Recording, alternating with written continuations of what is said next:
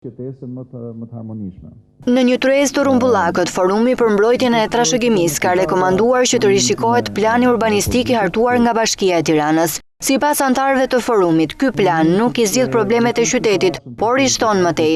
Në redacionin e shoqërues planit Basha parashikohet që deri në vitin 2020 populata të arrijë 1 milion banor. Pyetja është e thjeshtë, si shtohet Tirana në 7 vitet e ardhshme me 380.000 banor tjerë, kur në 20 vitet që kanë kaluar është shtuar vetëm me 370.000 banor. Pra ky plan parashikon që në 7 vjet do shtohet më tepër se sa shtu në këto 20 vjet.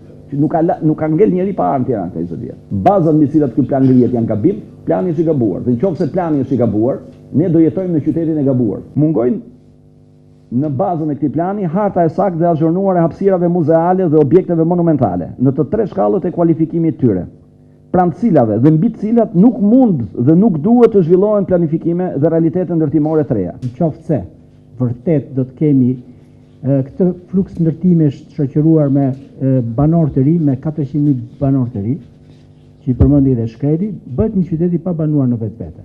Jo vetëm nga ndodhja e ajrit, por dhe nga shumë aspekte tjera, sidomos sociale, psikologjike. Plani urbanistik i Bashkisë së Tiranës, sipas anëtarëve të forumit, mund të ketë pasojë të pakthyeshme, ndaj është i domosdoshëm rishikimi i tij.